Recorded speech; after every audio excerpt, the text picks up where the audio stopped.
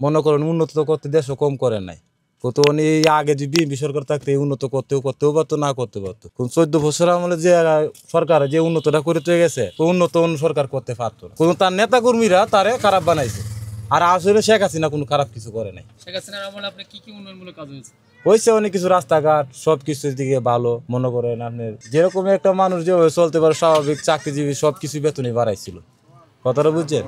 কোন সরকার এই যে নেতা কর্মীরা কিছু আছে, একজন কাওয়াকাদির আছে, চাইনিজ যে উল্টা পাল্টা বক্তব্য দিয়ে শেখ হাসিনা নামে বদনাম করে শেখ হাসিনা দেশ ছেড়ে ফালাইছে।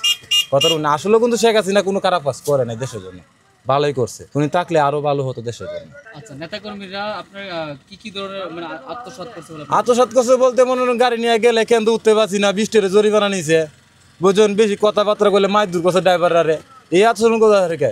আর অন্য অন্য জায়গা থেকে আমাদের কেন্দ্র জায়গাটা বেশি খারাপ হয়েছে। কিরকম মনে একটা মনে করেন জিপি না দিতে চাইলে দূর করে আদায় করে জিপি নিছে, গাড়ি থানাত নিছে গা।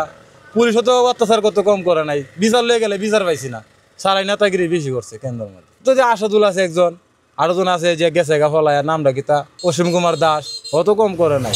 তার কাছে বিচার লয়ে গেলে বিচার হওয়া গেছে না। আমাদের এমপিও নতুন এমপিও মানে পিন্টু মিয়া ছিল, আর আগে তো ছিল আপনার এই অসীম কুমার দাস।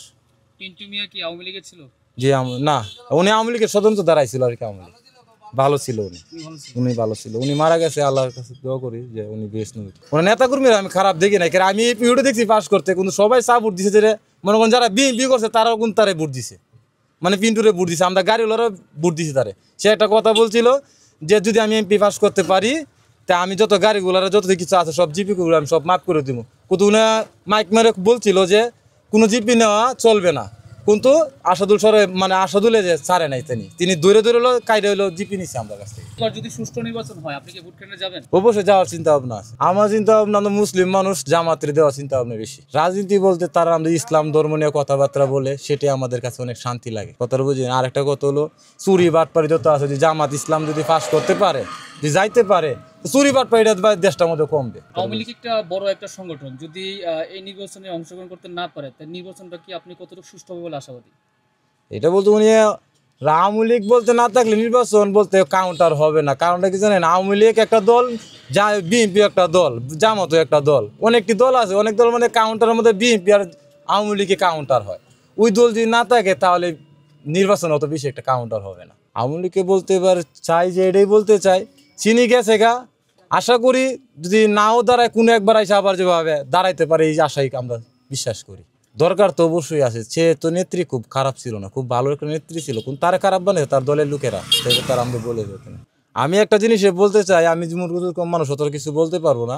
আমি একটা বলতে পারি, যে কোনো সরকারই আসুক আমাদের দেশের জন্য, যে আমরা শান্তির জন্য, ওনারা শান্তির জন্য, দেশের জন্য ভালো একটা কাজ করে, কত আমরা যেভাবে নিরাপত্তা পাই, মা বোন আছে, সবাই আছে, কোনো নিরাপত্তা নাই। ওখান বর্তমান যে সময়টা আমাদের আছে, এক কান্দে দর্শন, এক কান্দে ডাকাতি, এক কান্দে খুন করে গাড়ি নিতে আসে গা, মানে দেশটা পরিস্থিতি বেশি খারাপ। আমরা চাই তাড়াতাড়ি নির্বাচন হোক, হইয়া সুষ্ঠুভাবে দেশেভাবে, যেভাবে একটা দলীয় সরকার যেভাবে হারাইতে পারে।